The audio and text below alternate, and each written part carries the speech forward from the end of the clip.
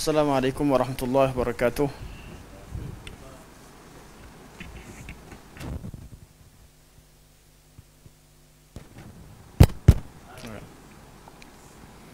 Bismillah.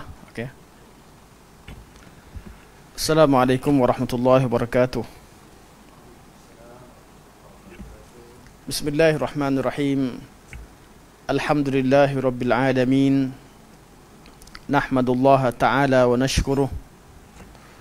Wa nusalli wa nusallimu ala sayyidina Muhammadin alladhi ballagha ar-risalah wa adda al-amanah wa nasaha al-ummah hatta atahu al-yaqin wa ala alihi wa sahbihi ajma'in. Subhanaka la ilma lana illa ma 'allamtana innaka antal alimul hakim. Rabbi shrah li sadri wa yassir li amri wahlul 'uqdatam min lisani yafqahu qawli. Amma ba'd. Fa inna asdaqal hadits kitabullah wa khairal hadi hadi Muhammadin sallallahu alaihi wasallam wa syarrul umuri muhdatsatuha wa kullu muhdatsatin bid'ah wa kullu bid'atin dhalalah wa kullu dhalalatin finnar. Thumma amma ba'd. Pertamanya, mari kita merafakkan setinggi-tinggi kesyukuran kepada Allah Subhanahu wa taala kerana dengan hidayah atau taufiknya dapat kita berkumpul pada malam ini di ruangan Dewan Baitul Salam. Begitu juga tuan-tuan dan puan-puan yang mengikuti kuliah secara live untuk mempelajari sebahagian daripada ilmu Allah Subhanahu wa taala, untuk mempelajari sebahagian daripada tanggungjawab yang perlu dilakukan oleh seorang muslim, iaitu menuntut ilmu Allah, terutamanya berkaitan dengan urusan-urusan akidah. Dan hari ini kita sambung perbincangan berkaitan tentang perbahasan ta'rif iman. Pada pertemuan yang lalu, kita telah membincangkan jawapan balas Ahlus Sunnah wal Jamaah terhadap golongan Murji'atul Fuqaha yang menyatakan bahawa iman yang sebenarnya itu, hakikat iman itu adalah berkaitan dengan hati, urusan berkaitan dengan hati, iaitu mentasdikkan atau membenarkan dengan hati. Dan kita tahu dua jenis jawapan yang kita temukan, yang ditemukan dalam kitab-kitab. Dua cara.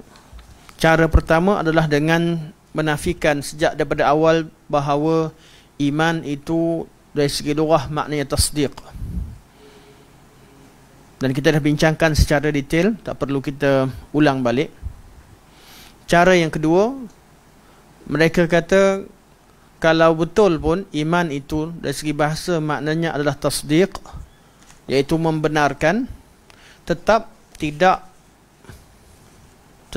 hujah tersebut tidak cukup kuat untuk menolak amalan yang Allah Subhanahu wa taala namakan sebagai iman dalam pentakrifan iman. Dan mereka kemukakan 6 jawapan dalam perkara ini. Maksudnya kalaulah iman itu tasdik sekalipun, tasdik itu iaitu membenarkan, bukan sekadar diguna pakai dalam perbuatan hati, malah ia juga diguna pakai dalam bahasa Arab. Kalimah tasdik itu untuk perbuatan-perbuatan amalan anggota, berhujahkan dengan dalil hadis yang kita telah baca, iaitu al-ainani tazniyan wa zinahuma an-nazru wal udhunu tazni wa zinaha as-sam'u ila an qal wal farju yusaddiqu dhalika wa yukadzibuhu. Dua mata berzina, zina mata adalah dengan melihat. Telinga berzina, zina telinga adalah dengan mendengar. Sehingga Nabi SAW bersabda, dan penghujungnya kemaluanlah yang membenarkan atau mendustakan apa yang dilakukan oleh anggota-anggota lain. Jadi dalam hadis ini digunakan kalimah yusaddiqu pada perbuatan, iaitu perbuatan zina kemaluan yang iaitu zina yang sebenar. Jadi kalimah tasdiq kalau dimaknakan sekalipun iman dengan tasdiq, ia tidak boleh menolak amalan dalam perkataan tersebut, kerana amalan juga dikatakan tasdiq. Ini jawapan pertama. Jawapan yang kedua, mereka kata kalau kata tasdiq itu sekalipun tasdiq membenarkan, namun tasdiq itu adalah tasdiq yang khusus. Tasdiq yang khusus seperti mana yang Allah Subhanahu Wa Taala inginkan. Sebagaimana perkataan solat yang pada asalnya artinya berdoa, namun makna solat dalam syarak perlu dimaknakan dengan solat berdasarkan khusus seperti mana yang Allah Subhanahu Wa Taala inginkan. Di solat dari segi syarak maknanya lain. Solat secara umum maknanya adalah doa. Namun solat secara khusus yang dikehendaki oleh syarak adalah solat yang diajarkan oleh Nabi SAW, yang bermula daripada takbir dan berakhir dengan salam, iaitu dan ada syarat-syaratnya, ada rukun-rukunnya, perlu dirujuk. Ni jawapan yang kedua. Jawapan yang ketiga, kalau artinya iman artinya membenarkan sekalipun, membenarkan sesuatu, iman yang sebenar hanyalah berlaku dikatakan seorang beriman apabila dia diikuti dengan tindakan atau disertai bersama dengan tindakan. Seseorang yang suka kepada satu perkara, dia pasti melakukannya. Bila lalu seseorang itu lalu orang yang dihormat di depan mata dia, secara spontan dia akan memandang, dia akan hormat. Kadang-kadang dia berdiri untuk menyambut kedatangan orang yang dihormat. Lalu orang yang dia yang disuka, yang dia nampak cantik, secara automatik mata dia akan memandang. Begitu juga kalau diketahui bahawa kita masuk batu salam dari bunyi kan, kita takut bunyi binatang yang berbisa contoh. Padahal alhamdulillah Allah SWT, maksudnya kalau bunyi kita terus bertindak, bukan sekadar kita biarkan. Saya siang tadi, petang tadi lalu di tengah jalan ada ular tengah jalan, kelang kabut pemandu, saya tiba-tiba motor kat tepi, dia lalu masuk kat jalan kereta. Saya pun marah motor. Lepas marah motor, nampak ular, hilang marah. Kesian kat motor tadi. Kita tak tahu, nampak dia dua, ada motor kiri kanan. Kenapa dia kiri kanan tak tahu. Jadi tiba-tiba dia masuk dua-dua ni. Rupanya ada 2-3 ekor ular maksudnya melintas. Jadi bila seseorang tu takut, betul-betul takut, mana hati yang betul-betul takut, dia akan bertindak. Hati yang betul-betul sayang, dia akan melakukan perkara tersebut. Jadi ini jawapan yang ketiga. Iman juga begitu. Seseorang yang beriman dengan syurga, beriman dengan Allah, beriman dengan syurga, beriman dengan neraka, dia akan bertindak. Dan tindakannya itu sebahagian daripada iman, iaitu amalan-amalan yang dikategorikan sebagai iman. Yang keempat, jawapan yang diberikan lebih kurang makna jawapan yang kedua, namun bezanya adalah iman kekal maknanya dengan iman, tasdik membenarkan, namun syarak menambahkan beberapa makna lain dalam bahasa. Jadi iman bukan sahaja membenarkan, iman juga melibatkan perkataan dan perbuatan, iaitu ziyadah alal makna lughawi. Dan jawapan yang kelima, kalau nak kata iman tu tasdik juga, katakanlah iman tu tasdik, namun iman yang diguna pakai dalam syarak itu adalah iman majazi, iaitu menggunakan istilah iman pada majaz terhadap iman yang sebenar. Namun jawapan ini hanya diberikan oleh golongan yang menerima majaz dalam perkara ini, dan biasanya ditemukan daripada jawapan dari kalangan ulama Asy'ariyah dan Maturidiyah yang mempertahankan qaul iman itu juga melibatkan perbuatan. Jadi mereka setuju dengan Ahlussunnah wal Jamaah secara umum, dan mereka juga secara umumnya mereka Ahlussunnah wal Jamaah. Namun jawapan mereka, oleh kerana mereka menerima kaedah majaz, mereka katakan iman di sini boleh dimaknakan dengan makna majaz. Dan yang keenam ialah naqal. Naqal artinya apa? Syarak walaupun pada asalnya iman itu hanya melibatkan tasdiq, melibatkan hati, namun syarak telah menakalkan kepada makna yang baru, pindahkan makna kepada makna yang baru. 6 kaedah ini dibincangkan dalam bahasa, dalam bahasa dan ianya diterima. Jadi tetap jawapan golongan murji'atul fuqaha yang mengatakan bahawa iman itu hanya melibatkan hati dan dengan hujah-hujah di bawah tidak cukup. Kalau orang kalau jawapan begini, contoh, kita sekarang senaraikan jawapan 6 jawapan bagi pihak yang mengatakan iman itu maknanya tasdiq. Setuju. Katakanlah setuju. Kalau ada orang bantah, contoh orang bantah, jangan risau, biarlah. Tu bantah yang mana sekarang ni jawapan yang 6 ini, jawapan yang 6 adalah untuk orang yang setuju. Setuju bahawa iman maknanya tasdiq. Kalau tak setuju, ada jawapan lain yang kita bincang sebelum itu. Mana hakikatnya settle dah. Sebenarnya selesai dah sejak daripada awal jawapan untuk diri kita. Namun kenapa kita bincangkan panjang lebar? Sebab bertujuan untuk memudahkan kita untuk membuat penerangan kepada orang yang mungkin terlekat pada pemikirannya sebahagian dari syubhat. Kadang-kadang dia tak puas hati dengan jawapan yang pertama, kita kata settle lah. Dia tak puas hati, dia bawa dari segi yang lain. Jadi bila kita tahu satu masalah itu dengan pelbagai angle dan kaedah menjawab, lebih mudah untuk kita menyampaikan dakwah, lebih mudah untuk kita menjawab persoalan-persoalan yang dikemukakan. Okey, hari ini kita pindah kepada tidak berpindah, seterusnya. Jawapan seterusnya. Kita baca sekali imbas. Jadi ini jawapan dari segi iman, dari segi bahasa tadi. Kemudian adakah sekadar bahasa yang menyebabkan ahli sunnah mengatakan bahawa iman itu berkaitan dengan bukan sahaja berkaitan dengan tasdik, malah ia melibatkan dengan tasdik, iman dengan hati, dengan perbuatan dan juga dengan perkataan. Jawapan lain atau sebab lain apa dia? Kata Syekh Ibn Abi rahimahullah, para ulama berkata, sesungguhnya Rasulullah sallallahu alaihi wasallam telah sealiran dengan kita dalam makna iman dan baginda telah mengajarkan kepada kita tentang maknanya secara ilmu daruri, iaitu sesiapa yang mengatakan dirinya mentasdikkannya tetapi tidak menuturkan iman dengan lidahnya sedangkan dia berupaya berbuat demikian, tidak bersembahyang, tidak berpuasa, tidak mencintai Allah dan Rasulnya, tidak takut kepada Allah Subhanahu Wa Taala, sebaliknya membenci dan memusuhi dan memerangi Rasulullah sallallahu alaihi wasallam, orang ini bukanlah orang yang beriman. Ini kita dah bincangkan pada lepas.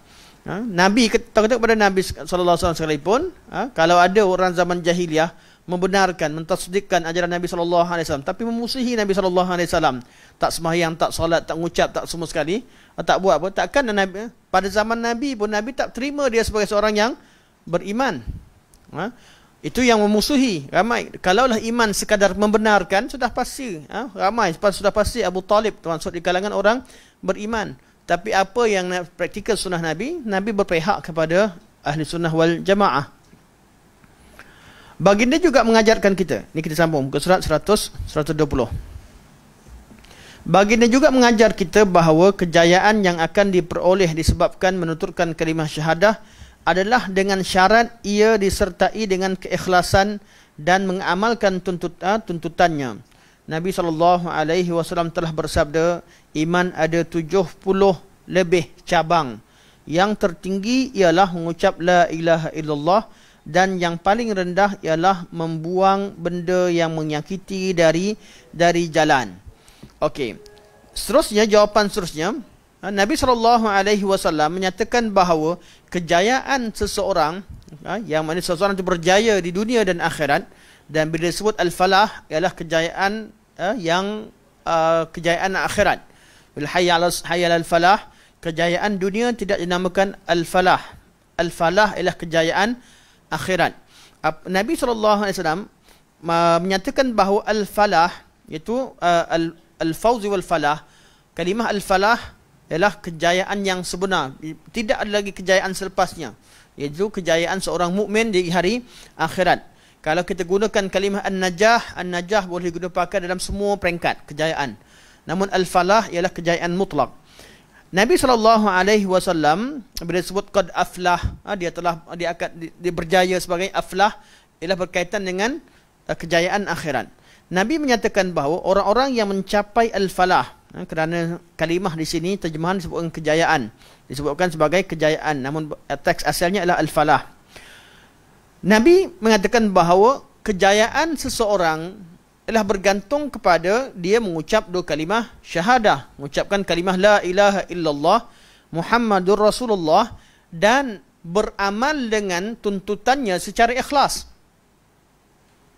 Ini hadis-hadis Rasulullah. Nabi kata siapa yang mengucapkan kalimah la ilaha illallah dengan ikhlas, siapa yang mengucapkan kalimah la ilaha illallah dengan ikhlas dan mengamalkan tuntutannya, di sini dah terletaknya kejayaan. Ini bawa kita balik kepada cerita tentang syarat kalimah la ilaha illallah. Tak perlu nak syarahkan sebab Ustaz KA dah syarahkan dalam kuliah beliau beberapa banyak siri. Jadi kejayaan sebenar dalam erti seseorang itu mengucap kalimah la ilaha illallah bukan setakat mengucap, tapi cukup dengan mengucap kalimah la ilaha illallah cukup dengan syarat-syarat dan rukun-rukunnya. 8 rukun atau 8 syarat atau 7 syarat dengan 2 rukun perlu disempurnakan dan difahami. Bukan setakat mengucap kalimah la ilaha illallah dia berjaya. Ada amalan-amalan terlibat. Itu yang Nabi ajarkan. Begitu juga Nabi berfirman. Nabi kata dalam hadis ini, Nabi kata al-imanu bid'un wa sab'una syu'bah. Iman itu lebih daripada 70 cabang. Bid'un adalah bilangan daripada nombor 3 sampai 9. Maka kata bid'un wa sab'un maksudnya 70 lebih. Artinya tak kurang daripada 73, tak lebih daripada 79. Nabi kata iman itu bid'un wa sab'una syu'bah. Iman ada 70 cabang lebih. Ada yang tanya, Ustaz, saya dengar 60 lebih. Akan ada perbincangannya. Tapi ada dua riwayat, bukan dua riwayat, perawi dalam riwayat riwayat yang tanpa syak tu wujud, dan riwayat yang perawi syak bid'un wa sab'un atau bid'un wa sittun wujud. Jadi adalah 60 lebih atau 70 lebih seperti mana dalam riwayat hadis. Jadi Nabi kata al-imanu bid'un wa sab'una syu'bah. Iman itu ada lebih daripada 70 cabang. 70 cabang. Jadi cabang tu sebahagian daripada iman ataupun tidak? Pokok ada 70 cabang. Cabang tu pokok ke bukan? Pokok, sebahagian daripada pokok. Alhamdulillah. Fa-afdaluha qawlu la ilaha illallah. Dan yang paling afdal adalah kalimah la ilaha illallah. Wa adnaha imatatul adha 'anit tariq. Dan yang paling rendah adalah membuang duri dari jalan. Okey. Iman ada lebih daripada 70 cabang. 70 cabang lebih. Nabi senaraikan. Yang paling tinggi adalah kalimah la ilaha illallah. Kalimah la ilaha illallah tasdiq ke amal? Melibatkan semua tadi. Maksudnya kita bincang tadi tasdiq dengan hati, beramal dengan tuntutannya, seperti mana kita bincangkan ke kalimah la ilaha illallah. Nak lebih jelas, Nabi kata paling rendah adalah buang duri dari jalan. Buang duri dari jalan yang Nabi kata sebahagian daripada iman. Amal ke tak amal? Amal. Boleh ke siapa buang duri dengan hati? Tak boleh. Mesti buang duri dengan amal. Jadi amalan tadi Nabi SAW sebutkan sebahagian daripada iman. Begitu juga Nabi bersabda, kita tengok seterusnya. Nabi juga bersabda, al-haya'u syu'batun minal iman. Malu itu adalah salah satu cabang daripada, sebahagian daripada iman. Nabi juga bersabda, akmalul mu'minina imanan ahsanuhum khuluqa. Orang-orang beriman yang paling sempurna imannya ialah yang paling baik akhlaknya. Akhlak melibatkan apa? Hati tasdik saja atau melibatkan amalan? Amalan. Akhlak melibatkan hati dan melibatkan amalan. Akhlak hati apa dia? Akhlak yang paling sempurna yang melibatkan hati apa dia? Ikhlas. Tidak ada. Ikhlas ni dalam bab amalan, dalam bab ibadah pun ikhlas. Asas pada kalimah la ilaha illallah, asas pada Islam adalah mengucap dua kalimah la ilaha, dua kalimah syahadah, ikhlas. Rukun iman juga dimulai dengan ikhlas, iaitu mentauhidkan Allah Subhanahu wa taala. Ihsan juga adalah ikhlas, akhlak juga ikhlas. Ikhlas ini masuk dalam semua Islam, iman dan ihsan. Dan akhlak yang paling utama adalah ikhlas. Ibadah yang paling utama adalah ikhlas. Jadi ikhlas ini adalah suatu perkara yang melibatkan hati. Dan ianya boleh dimaknakan dengan akhlak, kalau kita kata akhlak yang paling utama. Namun kebanyakan akhlak yang lain melibatkan muamalah kita. Akhlak, perbuatan kita, cara kita bergaul dengan sesama orang beriman, sesama manusia. Itu juga jadi bila Nabi sebut bahawa yang paling sempurna imannya adalah orang yang paling sempurna akhlaknya, akhlak juga Nabi letakkan ianya sebahagian daripada iman. Cuma nak bezakan akhlak yang membezakan seorang beriman atau tak beriman ini dibincangkan. Macam-macam cara ulama bincangkan. Nak pisahkan tu, tahu dia sebagai beriman, tapi nak pisahkan yang mana akhlak yang tak ada atau amalan yang tak ada boleh jadi kafir. Ataupun kalau tak ada dia hanya kurang iman sebagainya, ada perbincangannya tersendiri, akan disebutkan nanti perbincangannya ketika bab iman bertambah dan berkurang. Cuma secara umumnya ada amalan-amalan yang bila kita tak buat, ulama kata terkeluar pada Islam, yang melakukan khilaf. Satu amalan yang khilaf itu solat. Salaf khilaf dalam bab solat. Kalau orang tak solat, dan juga bincang bab zakat, macam mana Abu Bakar memerangi orang yang meninggalkan zakat, dan sebagainya. Ada perbincangan, iaitu kalaulah apa yang dibuat iman tak melibatkan amalan, kenapa Abu Bakar nak pergi perang orang yang tinggalkan zakat? Kenapa salaf dahulu sebahagian daripada mereka mengkafirkan orang yang meninggalkan solat? Walaupun mereka sepakat hukum had untuk orang tinggalkan solat yang memang tak nak solat sebagainya, hadnya adalah had dibunuh. Tapi mereka khilaf, bunuh kerana hukum hudud ataupun kerana dia murtad. Bagi yang kata murtad, hukum bunuh kerana murtad. Beza kat mana? Lepas dah mati, kat mana nak dikuburkan? Macam mana nak diuruskan? Cara orang Islam ke cara orang bukan Islam? Ini perbincangan yang wujud dalam kitab fiqh. Ianya dah berkaitan dengan amalan. Seterusnya Nabi juga bersabda, Nabi kata al-badadzatu minal iman. Diterjemahkan sini tawaduk dalam berpakaian adalah sebahagian daripada iman. Al-badadzah tawaduk ya, tawaduk dalam berpakaian, tawaduk dalam menghiaskan diri. Artinya bahasa kita badadah, kalau kita nak gunakan terjemahkan bahasa yang mudah faham, selekeh. Tak smart. Kita dengar akan terkejut. Sebab tu penterjemah mengambil cara terjemah yang paling mudah untuk difahami. Tawaduk dalam berpakaian. Tapi kalau erti al-badadzatu yang sebenar, itu lafaz yang asal, adalah tak smart. Adakah tak kemas tu sebagai iman? Bukan begitu. Hadis Nabi berkaitan Nabi innallaha jamilun yuhibbul jamal. Hadis berkaitan dengan macam mana Nabi SAW suka kepada minyak wangi, Nabi sikat rambut, semua kita tahu. Tak perlu kita syarahkan. Tapi bila datang hadis begini, tidak kemas. Maksudnya zahir dalam keadaan tidak terlalu smart, tak terlalu rapi, itu sebahagian beriman. Maknanya apa? Orang beriman dia sentiasa kemas. Ini disebutkan oleh semua ulama yang syarahkan, mereka sentiasa kemas. Orang beriman itu yang disukai. Namun tatkala berhadapan dengan waktu yang diperlukan, ketika mereka perlu bantu orang kat banjir ke, orang kat tepi jalan ke, melibatkan iman, mereka tak pedulikan. Nak tolong orang pun duduk tak habis-habis nak sikat rambut ke, ada tengah buat perkara ketaatan sebagainya. Jadi mereka ketika al-badadzah di sini, keadaan tidak terurus di sini ialah ketika mereka melakukan ketaatan atau ketika diperlukan. Ketika bantu orang ke, ketika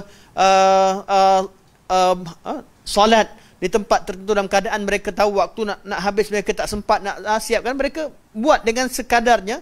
Mana ada keadaan, ada ketikanya kita tak perlu pentingkan sangat pakaian apabila ada benda yang lebih utama yang perlu kita utamakan.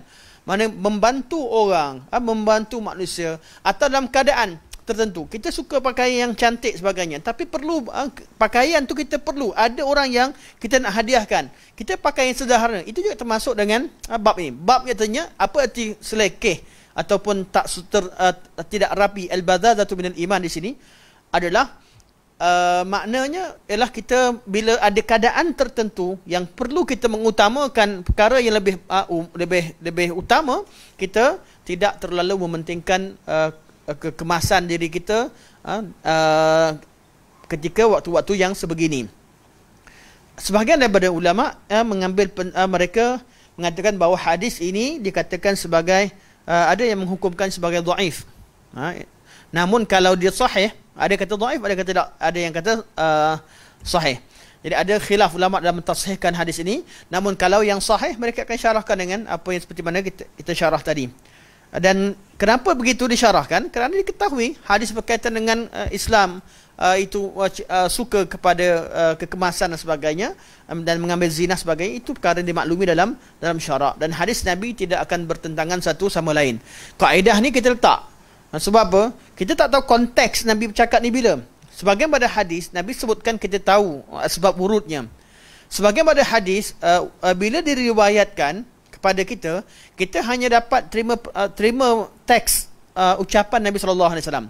Namun konteks ketika Nabi, kenapa Nabi berkata demikian, kita tak diriwayatkan. Bukan tak ada, tak diriwayatkan. Zaman ulama salaf, mereka dengar, mereka faham. Sebab mereka berada dalam peristiwa. Kadang-kadang tidak diriwayatkan peristiwa tersebut. Kerana generasi awal kata, tak payah sebutlah, orang faham dah ni. Kerana apa? Faham. Dan generasi yang husnuzan dengan syariat, dia kata hadis takkan bertentangan, tak ada masalah. Sampai pada generasi yang tak puas hati dengan hadis, banyak hadis-hadis yang bila nampak secara teksnya, kadang nampak seolah bertentangan. Ada generasi yang datang kemudian yang mana dia nak beragama sesuai dengan kehendak dia. Jadi dia akan jadikan memahami suatu hadis mengikut hawa nafsunya. Walaupun sepertilah, sebab itu hadis al-badhadatu minal iman diguna pakai. Ahlan wa sahlan, hayakallah. Siapa? Faiz. Masya Allah. Segan. Sentiasa semangat. Masya Allah.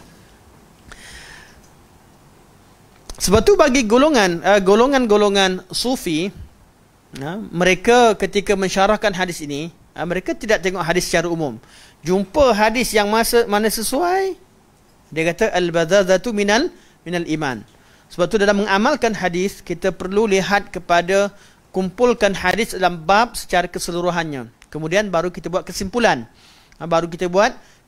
Dan syarahkan hadis sesuai dengan pemahaman salaf, yang mana mereka memahami setiap perkara itu secara keseluruhan.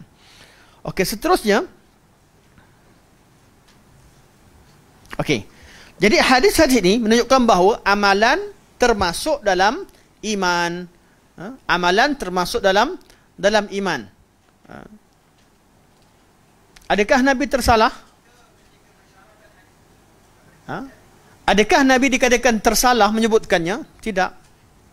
Namun apakah jawapan pihak yang kata hadis-hadis yang berkaitan dengan iman ini termasuk dalam amalan? Contohnya ayat Quran berkaitan dengan solat dimasukkan iman.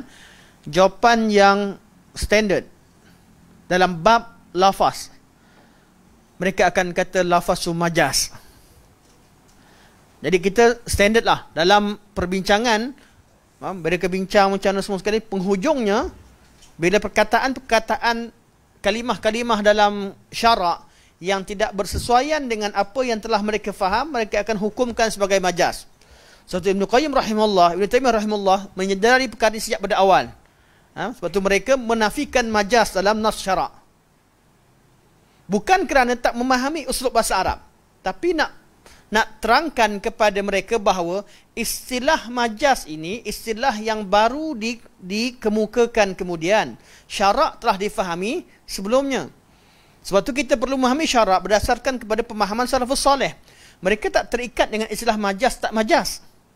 Mereka tak terikat bila mereka faham nas, mereka tak terikat dengan hukum syarak yang 5. Sebab tu bila mereka baca hadis berkaitan dengan ghusl jum'ati wajibun ala kulli muhtalim, mandi Jumaat pada hari Jumaat wajib ke atas semua orang yang dah mimpi, iaitu orang baligh. Mereka faham kata sunat. Yang kata wajib, wajiblah. Yang kata sunat, sunat. Tapi bukan kerana wajib, bukan kerana perkataan wajib. Wajib kerana hujah-hujah yang lain. Kenapa Nabi kata wajib tapi jumhur kata sunat? Sedangkan Nabi kata wajibun ala kulli muhtalim. Sebab kalimah wajib dalam nas syarak tidak terikat dengan istilah usul fiqh yang baru ditulis oleh Imam Syafi'i rahimahullah dalam kitab Risalah. Itu bab usul fiqh.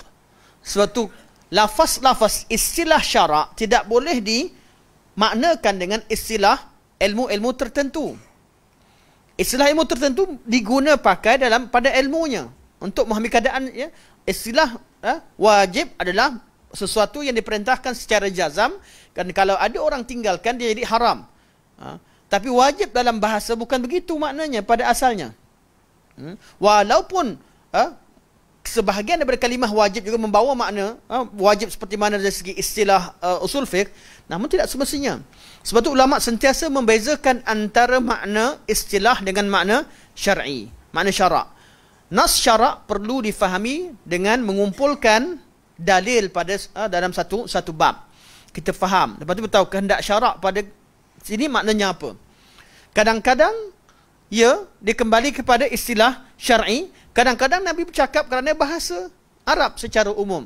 Seperti yang lafaz hadis wajib ketika mandi tadi.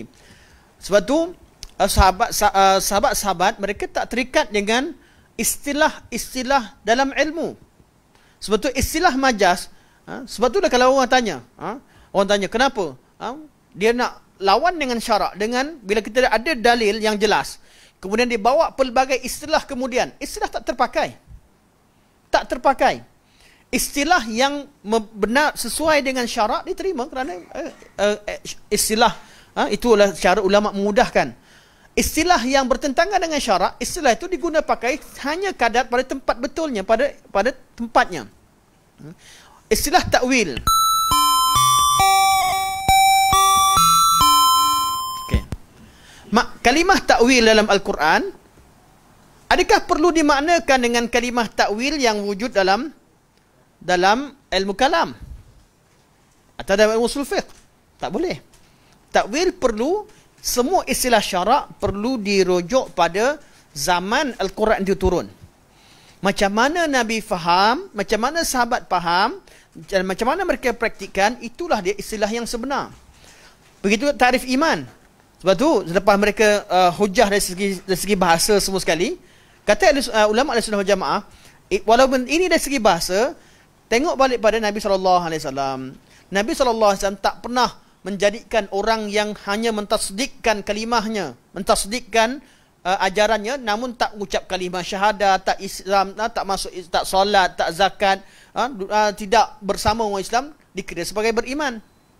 Dan Nabi pula ketika menyatakan tentang iman dan juga cabang-cabangnya, Nabi menyebutkan banyak amalan-amalan anggota dalam iman. Dan Nabi tidak menyatakan bahawa iman itu hanya di hati, walaupun ada sebahagian daripada hadis yang mengisyaratkan perkara demikian. Sebab apa? Memang ada iman dalam hati, dan iman asasnya hati, itu perkara yang diijma'kan. Namun mengeluarkan amalan daripada iman, ini suatu perkara yang tidak baik, yang salah. Kesannya apa? Tu yang wujud sekarang ni. Kesannya apa? Tak boleh. Siapa yang pergi pakai tangkal ke, siapa yang bertawasul dengan apa yang baru ni, dengan capal ke, buat apa semua kali, tak boleh. Semua ni tak ada syirik. Mana boleh orang syirik selagi dia kata Allah yang bagi. Buatlah apa sekalipun selagi yakin Allah yang berkuasa, tak syirik. Sebab tu tak ada istilah syirik dalam amalan pada kumpulan yang mengatakan bahawa iman itu hanya dalam hati. Sebab tidak ada perbuatan yang dikategorikan sebagai perbuatan yang boleh terkeluar daripada Islam. Dan perbuatan itu sendiri pun tak menambahkan iman. Dia hanya menambahkan pahala. Pahala lain, iman lain. Ini adalah pemahaman golongan Murji'ah. Seterusnya, maka dengan itu, iman adalah usul yang mempunyai banyak cabang. Iman adalah usul yang mempunyai banyak cabang. Okey. Solat atau sembahyang adalah sebahagian daripada iman. Begitu juga zakat, puasa, haji, amalan-amalan batiniah seperti malu, tawakal, takut kepada Allah Subhanahu wa taala. Ini dikatakan amalan batiniah sebab semua ni amalan. Dia bukan tasdik, dia adalah amalan. Tasdik adalah membenarkan. Namun ketika kita membenarkan, namun kadang-kadang kita hati kita juga beramal. Orang tahu bahawa Allah Subhanahu wa taala yang menentukan segalanya, tapi ada orang walaupun tahu tapi tahap tawakal berbeza. Orang tahu Allah Maha memerhatikan, tapi tahap takut, khauf, raja berbeza. Betul, khauf, raja, tawakal sebagainya itu amalan-amalan hati. Dan itu yang membezakan antara kaul Jahmiyah yang sebenar dengan golongan Murji'atul Fuqaha. Jahmiyah menafikan, mereka kata cukup tahu, makrifah, kenal Allah cukup. Tapi golongan fuqaha mereka mengatakan tasdiq itu melibatkan amalan sekali. Melibatkan amalan walaupun berlaku khilaf sesama mereka. Namun kebanyakan mereka mengatakan bahawa amalan hati mana bukan sekadar kenal, bukan sekadar makrifah, tapi membenarkan. Dan bab hati kebanyakan golongan Murji'ah fuqaha mereka kata amalan-amalan hati termasuk dalam tasdiq. Ini khilaf yang panjang sebenarnya, tapi kita ambil saya lebih kepada mengambil pandangan mereka yang paling dekat dengan sunnah.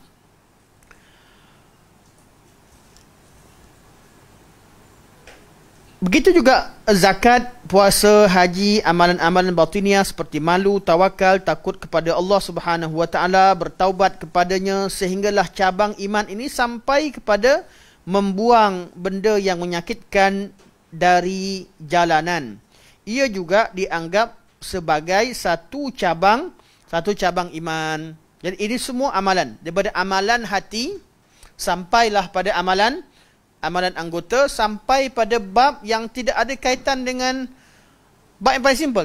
Nak kata buang diri dari jalan, termasuk bab akidah, ibadah ke akhlak. Kita nak kategorikan pun susah. Sebab ada cabang yang paling kecil. Cabang yang paling kecil. Kita nak kategorikan sebagai akidah, buang duri? Taklah. Nak kata ibadah? Ya, dengan makna umum. Makna umum. Nak kata akhlak? Ya, dengan makna umum. Jadi dia sebab apa kita susah letakkan? Sebab dia cabang yang paling kecil. Namun ianya amalan. Semua ni adalah iman. Okey, yang ni penting ni. Ada antara cabang-cabang iman ini, apabila tidak ada, maka akan lenyaplah iman secara ijma' ulama. Seperti cabang mengucapkan 2 kalimah syahadah. Mana amalan tak mengucap. Tak mengucap langsung. Jadi tak dia seorang beriman? Tak jadi. Ijma' ahli sunnah wal jamaah. Tak mengucap kalimah la ilallah. Namun pada Jahmiyah, pedulikan dia lah. Jahmiyah dia akan kata beriman.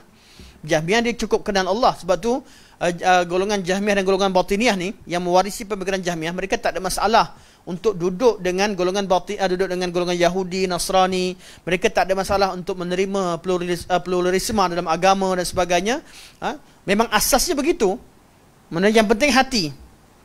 Mana bab kejahilan, bab semua sekali. Sebab tu golongan Batiniyah, golongan-golongan yang cerita tentang selalu cerita tentang Nur Muhammad yang kemudian dia cerita apa? Dia Nur Muhammad ni paling jauh sesat lah. Kaedah Nur Muhammad yang Batiniyah. Yang sekarang yang terdekat ialah golongan yang cerita tentang agama Ibrahim. Mana millah Ibrahim. Mereka tak ada masalah. Sebab apa? Mereka memang berasal daripada golongan Murji'ah, golongan Jahmiyah yang mengatakan bahawa iman itu ialah mengenal Allah. Cukup kenal Allah, ma'rifatullah, dah cukup iman. Dan mereka kalimah awwaluddin ma'rifatullah yang mereka asaskan atas tujuan tersebut, mereka gunakan seolah-olah diguna pakai di mana-mana, seolah-olah orang dengar itu adalah hadis Rasulullah sallallahu alaihi wasallam. Seolah-olah orang terima dah. Awwaluddin ma'rifatullah. Awwaluddin ma'rifatullah. Dikatakan ini, orang kata, ni hadis dekat mana? Kita mulalah buka kat dalam hadis. Sedangkan itu perkataan mereka. Perkataan mereka. Walaupun perkataan itu, kalau dimaknakan dengan makna sebenar, boleh jadi betul. Dari segi proses seseorang untuk beriman, mesti bermula dengan ilmu dan ma'rifah. Bab al-ilmu qabla qawli wal amal, kata Imam Bukhari. Bab hendaklah berilmu sebelum bercakap dan sebelum beramal. Kemudian Imam Bukhari bawakan ayat-ayat berkaitan dengan ayat tauhid, kalimah la ilaha illallah. Fa'lam annahu la ilaha illallah. Ketahuilah, Allah sebut fa'lam dulu, annahu la ilaha illallah. Dari segi proses, ya. Proses, mana ada orang ucap kalimah la ilaha illallah sebelum dikenal Allah, sebelum mengenal. Dari segi proses. Namun Islamnya seseorang dikatakan sebagai Nabi letakkan siapa yang berjaya. Yang dikatakan berjaya itu bergantung pada apabila dia mengucap kalimah la ilaha illallah.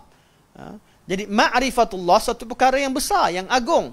Namun kalau dia betul kenal Allah yang sebenar, dia perlu tunaikan haknya, iaitu dengan mengucapkan kalimah la ilaha illallah. Jadi cabang ini, ucap kalimah la ilaha illallah, imannya ada banyak cabang. Cabang yang paling tinggi ucap kalimah la ilaha illallah. Kalau ada orang yang tidak mengucapkan kalimah la ilaha illallah, artinya dia bukan orang Islam. Dia bukan orang yang beriman. Walaupun dikatakan cabang, tapi cabang basic, asas. Di antara cabang iman yang banyak tadi, tak boleh kita tinggalkan. Kalau tinggalkan akan hilang iman secara keseluruhan, iaitu kalimah la ilaha illallah. Ada antaranya yang iman tidak akan hilang dengan ketiadaannya secara ijma', seperti tidak membuang benda yang menyakiti di jalan. Lalu nampak serpihan tayar di tepi jalan. Kita pun nak cepat jalan, tak jadi kafe. Ada orang kata kafe dia sebab apa? Tak angkat duri. Tak ada. Secara ijma'. Okey. Di antara dua tahap ini, Nabi sebutkan yang paling tinggi dan yang paling rendah. Di antara dua tahap ini ada banyak cabang yang berlainan tahap. Ada antaranya yang hampir pada mengucap dua kalimah syahadah, seperti solat dan zakat. Solat, zakat, rukun Islam yang lain. Kalau orang tak solat, tu yang khilaf kita sebut tadi. Kalau orang tak zakat, Abu Bakar pada awal dengan Umar berkhilaf. Bolehkah perangi mereka? Mereka masih Islam ataupun tidak? Abu Bakar kata, aku tak bezakan antara orang yang tinggalkan solat dengan orang yang tidak tinggalkan zakat dan sebagainya. Aku tak bezakan orang yang mengeluarkan zakat zaman Nabi kemudian ditinggalkan, tinggalkan ibadah ini ketika Nabi wafat dan sebagainya. Perbincangan yang panjang. Sebab apa? Sebab cabang-cabang ini makin dekat dengan kalimah la ilaha illallah, dia akan dekat dengan hukumnya. Sebab tu orang yang tinggalkan solat, dia berada dalam keadaan yang sangat bahaya imannya. Kerana dia hampir, cabang yang tinggalkan itu adalah cabang berkaitan dengan cabang yang paling tinggi selepas kalimah la ilaha illallah. Rajihnya, apa dia? Tinggalkan solat. Tak solat, ijma' oleh sunnah kufur. Apa tak solat? Tak pernah solat. Tak solat langsung. Ijma'. Memang dia tak nak solat. Tapi ada orang yang terima kewajipan solat. Sekali solat, sekali tidak. Malas dan sebagainya. Mereka ini adalah fusaq. Iaitu golongan fasiqin. Iaitu banyak meninggalkan, banyak melakukan dosa-dosa besar.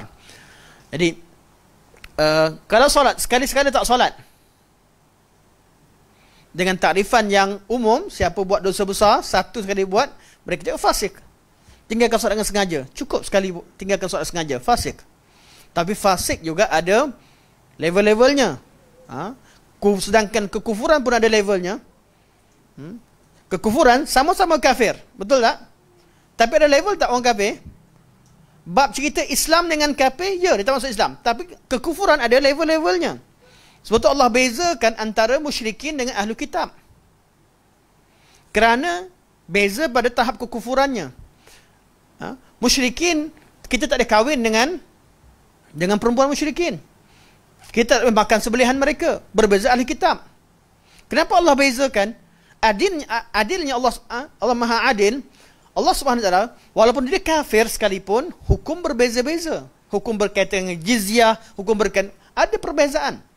Walaupun mereka sama kufur. Kalaulah kita kata bahawa seorang mukmin boleh bernikah dengan wanita ahli kitab. Perbincangan detail buka kitab fiqh lah. Adakah dikatakan ahli kitab ini termasuk dalam dia beriman? Tak, dia tak beriman. Sebab dia tidak mengucap kalimah la ilaha illallah. Walaupun dikenal Allah, walaupun ada sebahagian daripada perkara kekufuran yang kadang-kadang dekat pada beriman, tapi Allah letakkan sempadan. Sempadannya bila kena mengucap kalimah la ilaha illallah dengan syarat-syaratnya. Ya, orang yang baik macam sekarang, kejahatan Abu Talib dengan Abu Jahal, sama-sama kafir, Abu Lahab, tapi tak sama kekufurannya. Tak sama kekufurannya. Sebab Allah bila sebut tentang kekufuran, Allah bezakan antara dua. Lam yakunil ladzina kafaru min ahlil kitabi wal musyrikin. Waw situ lil mughayarah. Allah nak bezakan antara jenis kekufuran mereka, level kekufuran mereka. Sebab tu ada muamalah yang berbeza dengan antara ahli kitab dengan kaum musyrikin. Golongan yang Allah tak sebut langsung ialah golongan etis. Ini kita dah bincangkan dalam daurah hari itu. Allah tak sebut kewujudan mereka dan mereka kekufuran mereka adalah kafir yang paling tinggi levelnya, iaitu kekufuran yang paling besar. Ada antaranya yang hampir kepada mengucap dua kalimah syahadah, dan ada antaranya yang hampir dengan membuang benda yang menyakiti dari jalan. Iaitu ada amalan yang tinggi sampai hampir kalimah la ilaha illallah, ada yang hampir kepada amalan sebahagian pada iman, namun bukanlah amalan yang besar dari segi levelnya bila dibandingkan dengan amalan seperti kalimah la ilaha illallah dan juga dengan solat. Sebagaimana cabang-cabang iman ini adalah dianggap sebagai iman, maka cabang-cabang kekufuran juga dianggap sebagai kekufuran. Cabang kufur juga dianggap sebagai kekufuran. Sebab tu ulama kata, kat dunia ni ada dua saja, pohon iman dan pohon kufur. Kalau orang ada kalimah la ilaha illallah, dia orang Islam, dia tumbuh dalam pohon iman. Namun pada cabang-cabangnya kadang-kadang orang yang ada kalimah la ilaha illallah, beriman dengan Allah, tapi menipu. Dia buat perbuatan orang munafik. Nifak ni nifak asghar, nifak kecil. Betul? Tapi kalau dia menipu atas dasar asasnya memang dia orang tidak beriman dengan Allah Subhanahu Wa Taala, dia munafik yang sebenar. Dengan nifak akbar. Syirik, amalan syirik. Cabang-cabang iman seperti mana yang 70 cabang yang kita bincangkan sekarang, lebih 70 cabang. Contoh, mencuri. Cabang mana? Cabang kufur ke cabang iman? Kufur. Semua maksiat cabang daripada cabang kekufuran. Semuanya lawan dengan Allah, semuanya ingkar dengan perintah Allah Subhanahu Wa Taala. Cuma levelnya berbeza. Orang yang beriman boleh dihinggap dengan penyakit-penyakit kufur. Sama ada syirik, betul, ada syirik. Kalau yang hinggap itu adalah syirik akbar, dia terkeluar pada iman, mana habis, tak ada langsung sisa iman. Tapi kalau yang selainnya adalah dun syirik, mana wa yafruma duna zalika liman yasha, mana selain dari bawah daripada syirik, dia masih lagi seorang beriman. Sebab tu Allah boleh mengampunkan dia.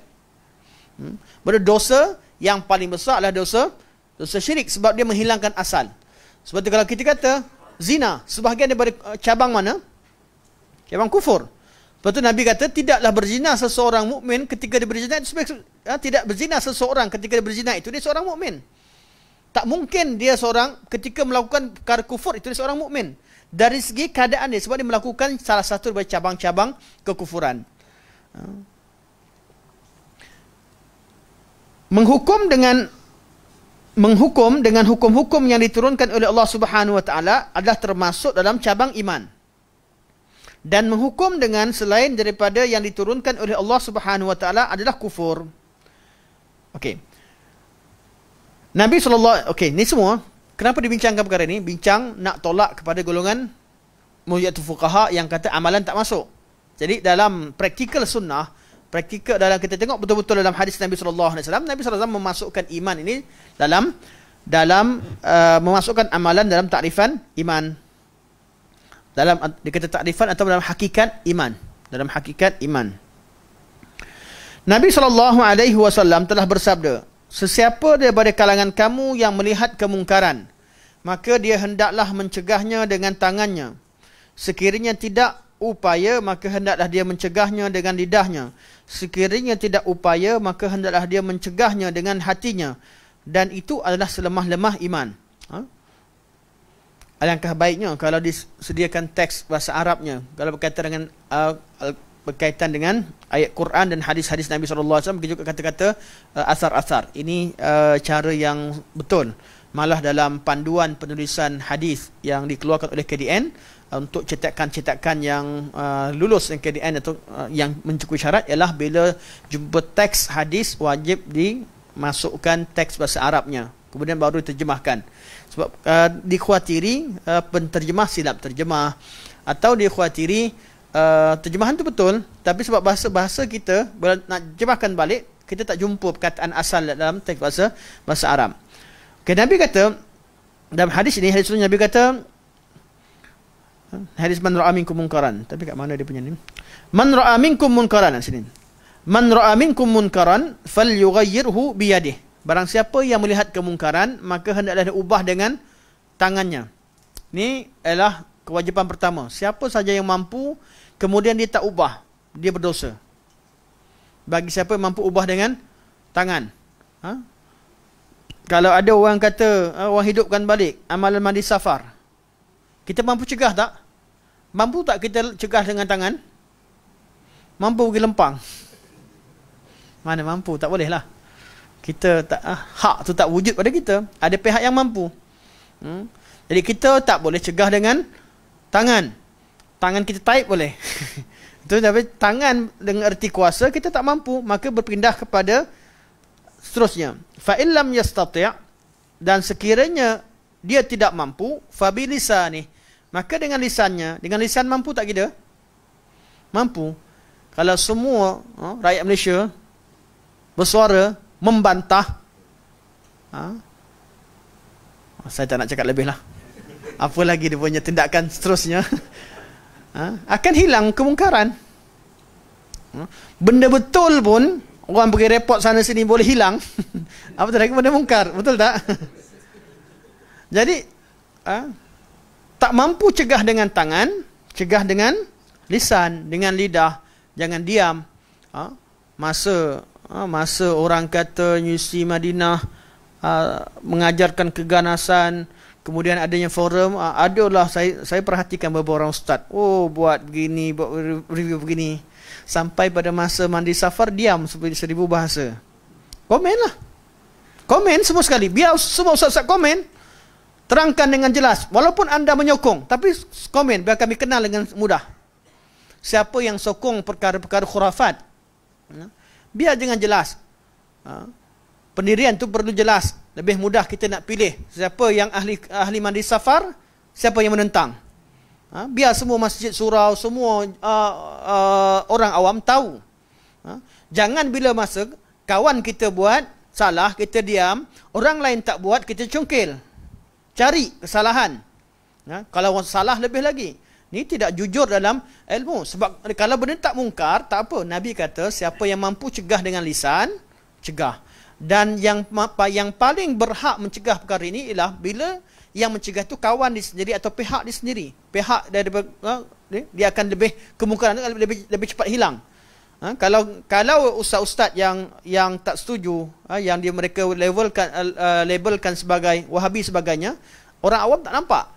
Tapi bila yang bersuara adalah dari kalangan orang-orang yang selama ini bersama, namun bila salah dikemukakan, kesalahan tersebut, maka orang nampak jelas. Itu yang dilakukan oleh asatizah sunnah kita. Yang mana mereka tak faham, mereka kata sesama dia pun gaduh. Kita bukan gaduh, kita cerita tentang sunnah. Boleh jadi tokoh kita buat salah, tapi ustaz sunnah kita kritik. Sebab apa? Kita dah diajarkan bahawa Hak itu bergantung kepada sunnah. Kita bukan bergaduh sama ustaz. Kalau ustaz bergaduh, bukan bergaduh, minum sekali lagi. Betul tak? Ada ke ada isu-isu ustaz sunnah dia kata bergaduh kemudian pecah sedap bergaduh bertumbuk. Pernah dengar? Tak pernah. Kritikan erat satu sama lain untuk hak itu budaya yang baik. Benda yang wujud sebab kemungkaran dicegah, kesilapan juga perlu diterangkan. Budaya ini perlu wujud. Tak kira dalam kumpulan mana sekalipun, supaya yang terpelihara hanyalah agama Allah Subhanahu Wa Taala. Yang lain kita mundur. Tapi kalau agama Allah yang diusir, macam-macam lah. Saya pun tak, saya diam bukan diam. Saya sebenarnya diam bukan diam lah. Buat ikut kemampuan. Mana tak semestinya dengan status lah. Dulu kalau kadang-kadang orang bersuara melalui status, kadang-kadang ada orang mampu yang mesej, kadang-kadang ada orang mampu telefon terus, kadang-kadang ada orang yang buat ikut kemampuan. Selagi kita mampu dengan tangan, tak mampu dengan tangan, lisan. Fa illam yastati', kalau tak mampu, kalau bersuara akan ada mudarat, maka fa biqalbi, maka hendaklah dicegah dengan hati. Kalau tak mampu, saya tak mampulah nak kata dia salah.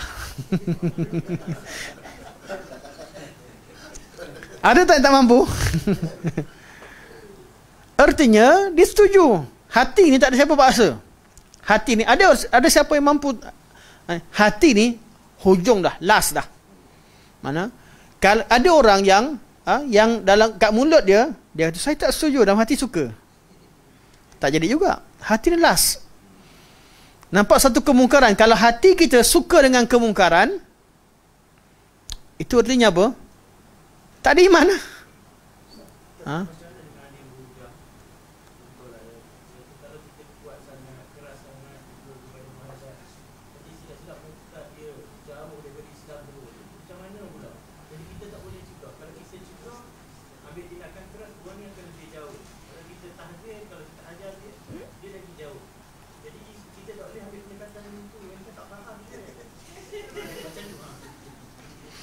Jawapan ada pada penanya. Ya, yang bertanya lebih tahu tentang man mas'ulu anhu bi'a'lam minas sa'il. Kita tahu mana tentang mengambil tindakan, tujuan kita untuk cegah kemungkaran adalah untuk menghilangkan kemungkaran. Bila kita tahu bahawa apa yang kita buat itu bermanfaat dan memberi kesan, buat selagi kita mampu. Bila kita yakin apa yang kita buat itu memberi manfaat dan kebaikan kepada agama Allah Subhanahu Wa Taala, kita buat. Kadang-kadang kemungkaran bila seseorang itu mencegah, dia akan menimbulkan satu kemungkaran yang lebih besar. Kalau itu yang betul, waqi' yang berlaku, bukan teori. Teori itu wujud. Tapi adakah betul? Adakah bila tegur pada ustaz ni, betul-betul ustaz tadi murtad? Tak berlaku, tak jadi. Dia tak jadi sebenarnya. Benda itu benda yang tidak waqi'. Kita cerita sebab tu dalam agama, kaedah agama adalah panduan. Praktikal sebenar adalah hati. Mana orang boleh bagi fatwa macam-macam fatwa. Hujung sekali istafti qalbak. Minta fatwa hati kita. Orang perempuan tahu hukum wajib tutup aurat, tidak boleh bertabarruj, kan? Kadang-kadang dia dah make up tanya, macam ni boleh tak? Tengok cermin, minta fatwa dia sendiri. Kita dah tahu dah hukum tabarruj tak boleh, wajib tutup aurat, begini semua. Kemudian yang nak pergi singkatkan tudung sebab apa? Bab-bab begini minta fatwa pada hati sendiri. Tengok sendiri. Tak perlu orang boleh bagi fatwa macam-macam, boleh tak boleh ikut fatwa. Hukum syarak dah bagi panduan dah. Untuk praktik, kita sendiri yang tahu. Untuk berdebat dengan orang, boleh kita berdebat. Tapi untuk diri sendiri, kita sendiri yang hukum. Sebab tu dalam semua amalan, Nabi kaitkan iman yang paling basic adalah yang ada dalam hati. Kerana hati dah akan menggerakkan seluruh anggota. Betul Nabi kata, kalau nampak kemungkaran, dan dia tidak cegah dengan hati. Nabi kata, kalau tak mampu dengan lisan, fabi qalbih, dengan hati. Dan Nabi bagi komen, wadzalika adhaful iman. Inilah dia level iman yang paling lemah. Paling lemah, cegah dengan hati. Iaitu benci. Nak bercakap sekarang, aku pula yang dikecam contoh kan. Bak kecam tau ya, sebenarnya kecam, takut kecam tak kena. Takut kecam ni la yakhafullahu lawmata la'im. Buat apa kita takut orang yang cela kita kerana kita tegakkan agama Allah? Tak perlu pun. Tapi takut ada kemudaratan. Takut ada kemudaratan. Jadi kalau tak mampu, cegah dengan hati. Cegah dengan hati macam mana? Cegah dengan hati, bukan membenci dan mendoakan. Mendoakan kebaikan kepada perkara baik, mendoakan kecelakaan kalau seorang itu layak, berhak dengannya. Ada satu kemungkaran yang memang tak mampu dicegah. Jahat sangat. Sebab itulah dibenarkan untuk mendoakan kecelakaan bagi yang berhak. Ada kemungkaran kita tahu dah. Penyelesaian hanya selesai bila dia ni jatuh, bila dia mati atau sebagainya. Itu baru doa kemungkaran. Tapi bab sekarang ni, contohlah, ada seorang ustaz kata mandi safar lah, dia kata semadi. Doakan apa? Hidayah. Doakan hidayah. Kita bagian yang nampak masih lagi. Ustaz ni boleh berubah. Masih boleh berubah. Benci dengan kemungkarannya. Benci kemungkaran. Doa supaya Allah musnahkan kemungkarannya. Allah musnahkan orang-orang yang musnahkan segala tipu daya orang-orang yang ingin merosakkan akidah umat sebagainya. Namun untuk personalnya tidak mustahil, dia boleh berubah. Ingkar bukan ingkar dengan hati, artinya duduk tengok, duduk kecam, kita pula yang kecam. Dalam hati duduk seronok je sebenarnya. Aku tunggu je, dapat ada peluru dah ni. Jadi orang buat salah, kita seronok. Sebab apa? Ada peluru. Tembak sana, tembak kat YouTube, tembak di mana FB, tembak di Twitter sana sini. Kita seronok pula dengan kemungkaran pihak lain. Sebab apa? Senang aku nak tembak, senang aku nak kecam. Sebab kita seronok mengecam. Ini satu perangai lagi. Kita bukan sebab tu, kita kerana Allah. Satu, Nabi kata dalam hadis seterusnya, wa fi lafzin, dan lafaz yang lain, laisa wara'a dzalika minal imani habbatu khardal. Lepas daripada hati tak cegah kemungkaran, tidak ada di sebaliknya iman walaupun sebesar biji sawi. Okey, sampai mana kita jadi? Muka surat. Okey, seterusnya tengok At-Tirmizi. At-Tirmizi meriwayatkan daripada Nabi SAW bahawa baginda telah bersabda, muka surat 121. Sesiapa yang menyukai kerana Allah, membenci kerana Allah Subhanahu wa taala, memberi kerana Allah Subhanahu wa taala dan tidak memberi kerana Allah Subhanahu wa taala, maka sesungguhnya imannya telah sempurna. Nabi kata, man ahabba lillah wa abghadha lillah wa a'ta lillah wa mana'a lillah faqad istakmala al-iman. Sempurna. Okey, boleh tak iman kita sempurna? Soalan, iman kita boleh tak sempurna? Boleh tak? Kenapa agak nak ngangguk? Boleh, sebab Nabi kata, barang siapa yang melakukan perkara ini, 4 perkara yang Nabi sebut, dia akan sempurna iman. Man ahabba lillah, barang siapa yang mencintai sesuatu lillah, kerana Allah. Dalam istilah tauhid ada ahabba lillah, ada ahabba ma'allah. Ahabba ma'allah syirik. Siapa yang mencintai sesuatu bersama dengan Allah, syirik.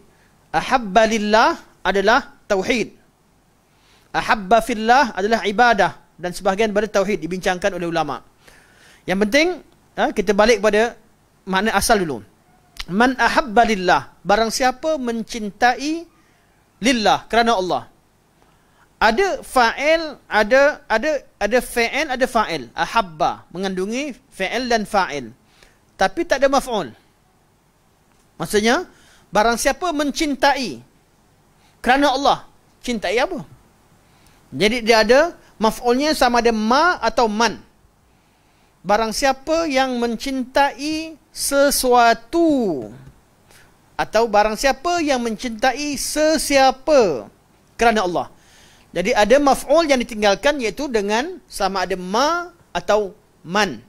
Sesuatu ataupun sesiapa. Lillah, kerana Allah. Artinya, cinta dia, perasaan cinta dia bergantung pada hukum Allah. Nak iman sempurna, kita tak perasaan kita ni, cinta dan sayang kita hanya terikat dengan kehendak Allah. Kita tahu bila Allah sayang satu benda, kita pun sayang. Allah benci satu benda, kita pun benci. Ini tahap iman yang tinggi, level yang paling tinggi. Salat subuh, ketika kita tengah tidur, sedap, kita buka-buka mata je, as-salatu khairum minan naum. As-salatu khairum minan naum. Okay, tahu Allah suka salat. Hati kita suka ke ataupun berat? Paksa diri itu beriman. Orang beriman paksa diri. Asal daripada suruhan Allah, kita kembali kepada kaedah asal. Perintah-perintah Allah pada asalnya adalah sesuatu yang nafsu suka ke nafsu benci?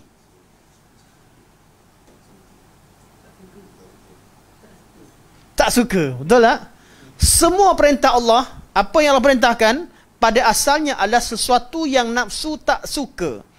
Walaupun akal dan fitrah kita tahu bahawa itulah yang terbaik. Tapi nafsu tak suka. Betul tak? Antara bangun subuh, pergi solat 2 rakaat, dengan bangun sebelum subuh nak tengok sunrise ke sunrise. Panjat panjang malam, panjat kat gunung nak tengok sunrise sampai tak solat. Panjat bukit dengan tidur, dengan bangun solat 2 rakaat. Yang mana lebih berat? Yang mana lebih susah? Yang panjat lah. Hiking dengan solat 2 rakaat. Mana lebih berat? Orang boleh bangun untuk hiking, bangun untuk bola, bangun untuk macam-macam semua sekali. Buat, ada saya kenal seorang sanggup cabut gigi sebab nak pergi Everest. Gigi yang ada lubang, susah tampar pun, ketika tampar pun sakit juga. Cabut. Sebab apa? Nak hiking di Everest. Antara amalan begini, aktiviti badan begini, dengan solat 2 rakaat, yang mana lebih berat? Sudah tentulah amalan tadi lebih, perbuatan aktiviti tadi lebih berat. Tapi yang mana lebih suka dilakukan? Tiap-tiap orang dia mampu buat. Ada orang yang mampu, kalau cycling dia nombor 1. Tapi kalau nak sakat nak ajak hiking tak suka. Ada orang suka hiking, tak suka nak sakat ni semua dia. Ada orang suka macam-macam. Okey. Bab nafsu kita. Ada tak orang yang bila kali pertama dengar je solat, aku nak solat? Tak ada. Semua manusia bermula dengan apa? Apa yang Allah perintahkan dia rasa berat. Tapi kerana dia mendahulukan cinta Allah, dia lebih dahulukan apa yang Allah cinta daripada apa yang dia nak. Jadi dia bangun juga, dia solat juga walaupun hatinya tak suka. Jadi sampailah sehingga bila kita paksa diri kita buat apa yang Allah Subhanahu Wa Taala perintahkan, lama-lama kita terbiasa. Daripada benda berat jadi benda yang dah biasa dah. Dah biasa dah. Alhamdulillah sekarang ni dah biasa dah. Walaupun berat tapi boleh. Bangun juga subuh, bangun juga. Dulu memang tak bangun. Sekarang bangun. Lama-lama rasa macam, walau dalam 2 rakaat tu kadang-kadang masa sujud ada juga rasa khusyuknya. Kadang datang khusyuk ketika beberapa rukun tertentu. Kadang-kadang Allah bagikan rasa sepanjang solat rasa tenang sebagainya. Ni nikmat Allah. Sampai pada tahap yang paling tinggi, apabila cinta kita, apa yang Allah suka dengan kita suka sama, selari. Ini namanya nafsul mutmainnah. Yang langsung tak, apa yang Allah bagi itu dia redha betul. Raditu billahi rabba wa bil islami dina wa bi Muhammadin sallallahu alaihi wasallam nabiyya wa rasulah. Nafsu yang mana dia redha dengan Allah dengan sebenar-benarnya, nafsul mutmainnah, tak ada langsung apa yang Allah perintahkan dia berat bagi dia. Termasuk bila Allah bagian musibah pada dia. Allah bagi musibah pun, musibah dan kesakitan dia jadi satu perkara yang disuka sebab dia tahu Allah yang lakukan. Sebab tu level orang yang masuk syurga tanpa hisab ialah orang-orang yang bila sakit tak minta diruqyahkan. Bukan kerana dia menafikan asbab. Itu golongan Jabariyah. Tapi kerana dia sendiri pun tidak merasakan kesakitan, tidak merasakan berat, tak merasa berat dengan ujian yang Allah berikan. Nabi Ayub alaihissalam sakit lama. Dan Nabi dia tak rasa susah pun. Sampai pada tahap isteri dia minta supaya dia doa untuk sembuh, dia terus sumpah nak sebat isteri dia. Sebab apa? Orang yang sampai level begini, cinta Allah bukan kepada bab iradah syar'iyah sahaja, malah bab iradah qadariyah Allah Subhanahu, iradah kauniyah Allah Subhanahu taala, dia pun cinta dan redha. Mana level yang pada dia bukan sabar, bukan redha, tapi syukur. Bersyukur. Cinta dia, man ahabba lillah. Pertama, kita akan syarahkan minggu depan lagi, sambung insya-Allah. Man ahabba lillah. Pertama. Wa abghadha lillah, dan dibenci pun kerana Allah. Ketiga, wa a'ta lillah, memberi kerana Allah. Wa mana'a lillah, dan dia tidak memberi kerana Allah Subhanahu wa taala. Faqad istakmala al-iman, maka dia telah sempurnakan imannya. Makna hadis ini akan diterangkan oleh Syekh menurut pandangan Imam Ibn Abil Aziz rahimahullah, dan makna umum yang perlu dipahami sebelum kita tutup adalah bila kita buat sesuatu, gerak hati kita buat kerana Allah, sayang sesuatu kerana Allah, benci sesuatu kerana Allah. Kemudian kita memberi. Memberi artinya apa? A'ta. Kalau a'ta mal, ini satu tafsiran yang khas. A'ta ialah segala perbuatan yang kita lakukan untuknya. A'ta, buat sesuatu kerana Allah. Mana'a, mana harta satu makna. Tapi mana artinya tak buat sesuatu kerana Allah Subhanahu wa taala. Segala gerak hati kita kerana Allah dan segala gerak anggota kita kerana Allah. Sempurna tak iman? Sempurna iman. 4 perkara yang disebutkan hadis Umamah ni. Hadis dalam hadis Umamah radhiyallahu an. Insya-Allah kita akan hadis Abi Umamah radhiyallahu an. Insya-Allah kita akan ulang balik pada minggu depan untuk makna hadis ni. InsyaAllah semoga Allah SWT mudahkan nanti insyaAllah. Minta maaf, anda tak perasan jam sebenarnya. Okey, kita buka pada soalan. Kalau ada soalan. Kalau Ustaz Faiz ada, kita minta komentar. Minta pandangan. Sempurna iman dengan? Okey, kemanisan iman. Ada cantik soalan. Syarah hadis seterusnya berkaitan dengan kemanisan iman. Kesempurnaan iman dan kemanisan. Kemanisan iman adalah salah satu daripada sifat orang yang iman yang sempurna. Mana sifat dia? Istakmalul iman, sempurna iman adalah level. Level orang yang sempurna imannya apabila dia merasakan kemanisan dalam beribadah, dalam iman. Macam tadilah cerita orang yang sempurna buat sesuatu, sayang sesuatu dengan Allah. Bila dia sayang, bila solat bukan sesuatu yang membebankan. Kita solat ni saya beban, tapi kita buat juga sebab tanggungjawab. Tapi Nabi SAW, Nabi tengah sibuk, tiba-tiba masuk waktu. Nabi kata, ya Bilal, arihna bis salah. Bilal, rehatkan diri kita dengan solat. Solat ini merehatkan, menenangkan. Kita pula kalau mesyuarat, Allahu Akbar, alamak dah azan. Kita rasa terbeban, artinya kita manusia yang asal. Kita perlu latih hati kita supaya sayang. Keadaan bila iman sempurna, kita sayang sesuatu kerana Allah. Mana bila sampai pada datang saja perintah Allah Subhanahu wa taala, apa perintah kita rasa sayang. Betul sahabat boleh cinta pada jihad. Jihad ni tak ada siapa yang tak sakit. Manusia dari dulu sampai sekarang sakit. Tak ada siapa kebal. Dari dulu sampai sekarang orang boleh kena tikam. Tapi oleh kerana iman yang dalam tadi, iman mencinta, kemanisan iman dapat bila kita sebagaimana kita jadikan Allah dan Rasulnya orang yang paling kita cinta, sebab cinta, kita tak sayang seseorang lebih kecuali sayang kerana Allah Subhanahu wa taala, dan kita benci untuk pula balik kepada kekufuran, seperti mana kita benci dicampak dalam api neraka atau dicampak dalam api. Ini semua akan disyarahkan nanti. Ada dalam kitab kita insya-Allah. Tafadhal Ustaz.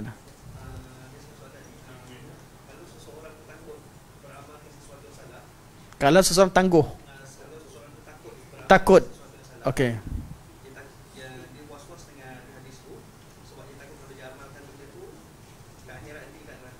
Maksudnya berhati-hati. Maksudnya berhati-hati. Adakah ibu yang disifatkan sebagai orang yang beriman pada orang kerana dia berfikir bahawa seolah-olah macam penghujung cerita Allah tak sayang sangat kat dia sampai nak campak dia masuk neraka. Boleh ulang balik macam mana? Orang yang takut dengan hadis dan sentiasa was-was. Orang yang takut dengan Dia rasa was-was lah, takut mempraktikkan satu hadis ni pada amalan ni. takut beramal dengan sebuah hadis. Takut kalau hadis tu membawa dia Okey, hadis sahih ke tak sahih? First kali. hadis yang dikongsi dekat laman sosial ni lah. Hadis yang Hadis yang dikongsi dekat laman sosial ni lah. okey, dia sebelum cerita seterusnya, anda tak faham lagi apa dia punya cerita seterusnya. Hadis tu sahih ke tak sahih? Itu first kali. Itu kunci kepada cerita seterusnya. Mana dia kena cari ilmu dulu. Jawapan bukan nak potong, anda akan dengar kejap lagi insya-Allah. Jawapan dia ialah pada hadis yang dia rasa takut beramal atau syak sebagainya, adakah dia melakukan tindak balas dengan mencari kebenaran ataupun tidak. Kalau dia tak tuntut ilmu situ, memang syaitan akan datang dalam pelbagai pintu. Anda tak dengar lagi apa soalan yang jelas ni. Tapi kalau kita satu perkara yang meragukan dalam agama, kemudian kita tak bertanya, tak cari ilmu, syaitan akan datang dengan pelbagai pintu. Bila kita tahu satu benda ni, kita tahu isu mandi safar ni sahih tak sahih, contoh. Ragu. Selagi kita tak selesaikan, syaitan datang melalui pintu. Pintu pertama, benci pada orang yang kata mandi safar tak boleh. Pintu yang kedua, dia kata, mungkin kata, aku tak nak buat mandi safar, aku tak nak buat mandi safar. Tapi biarlah orang lain, contoh. Macam-macam cara syaitan boleh datang. Sebab tu, bab agama, bab ilmu, tak boleh kita biarkan diri kita meninggalkan tuntut ilmu pada bab-bab yang kita perlukan. Bab-bab wajib. Tafadhal Syekh, ulang. Isu tu pada orang tu sendirilah. Okey, sendiri. Okey. Dia ada worst case scenario. Worst case scenario ni adalah pada pergaulan antara suami isteri ni. Si isteri ni tahu suami dia macam mana, tahap kejahilan suami dia macam mana, sampai suatu tahap dia tak nak lagi minta nasihat daripada suami dia, tapi dia hanya dengar cakap tak sahaja.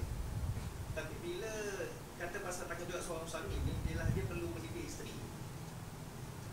So ending dia ialah bila saya faham isteri dia tak berharap kepada pendidikan suami, tapi hanya nak dengar cakap ustaz dia sahaja. Okey, yang ni cantik. Ni soalan yang sangat cantik. Ni soalan kedua Soalan pertama tadi terjawab Ana minta maaf, Ana tak dengar. Tapi memang kalau soalan berkaitan dengan hadis, berkaitan dengan ilmu, begitu formula dia. Formulanya, bab ilmu rasa syak, ilmu tu first kali pada tuntut ilmu tu sendiri. Tahu perkara sebelum kita buat pendirian, al-ilmu qabla qawli wal amal. Ilmu dulu. Confirmkan ilmu dulu, baru kita ambil tindakan, baru kita bercakap. Jadi masalah kalau hadis tu kita tak tahu sahih tak sahih, betul tak betul benda tu, kemudian kita ambil tindakan, dia akan keliru lah. Kadang-kadang dia pergi melampau ke sana, kadang melampau ke sini, kadang-kadang dia terbiak. Itu yang masalah. Yang kedua berkaitan dengan soalan berkaitan dengan isteri yang tahu tahap keilmuan suaminya. Akhirnya isteri tidak mendengar cakap suami, tak tunggu nasihat suami, dia dia hanya mendengar cakap ustaz. Sebab dia tahu ustaz lebih alim berbanding dengan suaminya. Okey, betul soalan ini? Okey. Tanggungjawab. Bila dikatakan bahawa suami diwajibkan membimbing keluarga, ku anfusakum wa ahlikum nara, artinya apa? Membimbing dengan ilmu. Membimbing dengan ilmu. Kalau betul suami tu jahil dalam satu bab, jangan bimbing isteri bab tu. Serahkan kepada ahli ilmu. Contoh, suami tak pandai mengaji. Memang tak pandai mengaji. Jangan ajar isteri mengaji. Dia tak mampu kat situ. Jadi dia sama dengan isteri, cari seorang guru untuk ajar mengaji. Dalam bab yang suami tahu. Jadi kalau bab suami tahu tentang bab benda paling basic. Wajib tutup aurat. Suami perlu bimbing isteri untuk tutup aurat. Bab praktikal. Bab hukum hakam. Suami nak bagi fatwa, sedangkan dia tak ada ilmu. Jangan bimbing isteri bab dia tak ada ilmu. Jadi ertiku anfusakum ahlikum nara dah bimbing, pelihara, jaga keluarga bin neraka dengan panduan syarak. Jadi dalam bab ini mungkin isteri tak nak dengar cakap suami, ada dua keadaan. Sama ada isteri dah hilang kepercayaan dan tak hormat dengan suami, ini bukan, kita tahulah hukumnya haram, sebab kerana dia tak nak dengar sebab hilang hormat. Dia hormat pada orang lain. Itu perkara yang haram, yang perlu perkara yang perlu kita ingatkan. Tapi kalau isteri tak dengar cakap suami, suami dia merepek, belagak pandai pada bab yang memang dia jahil, maka suami perlu tuntut ilmu. Perlu ada perbincangan, dan formula mudah, praktikal tak mudah. Itu saja.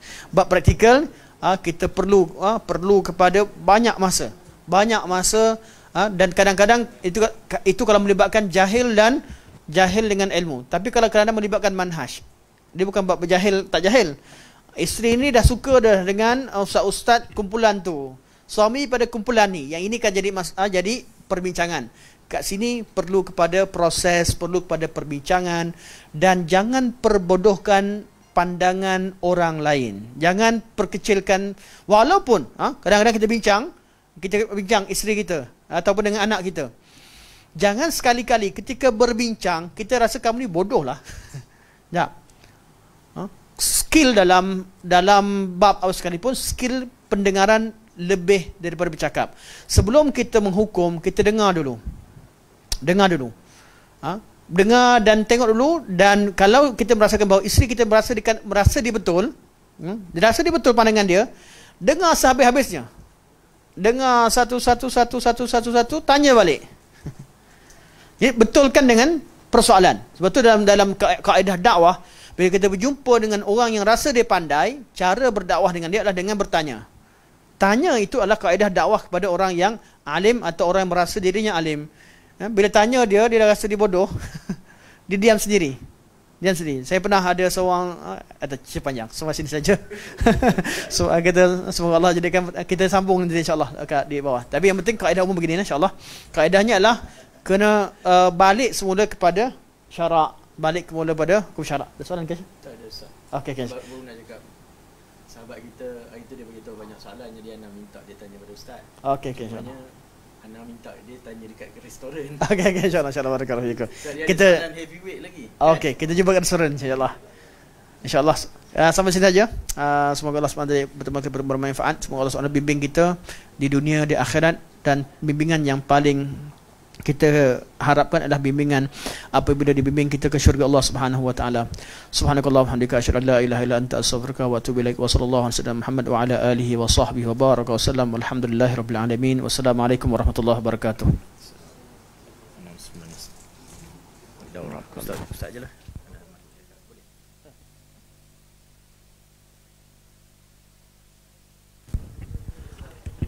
Anak mungkin. Assalamualaikum warahmatullahi wabarakatuh. Pengumuman baca di sini pun boleh juga. Okey. Okey, ada pengumuman. Insya-Allah daurah ilmiah akan diadakan pada Ahad ini, pada 5 Disember 2021. Mana al-intiqa'u fi aqaid al-a'immat al-arba'ah al-fuqaha Abi Hanifah wa Malik wa Syafi'i wa Ahmad, iaitu tajuk pilihan mengenai akidah kepercayaan imam-imam fiqh yang 4, Abu Hanifah, Malik, Syafi'i dan Ahmad.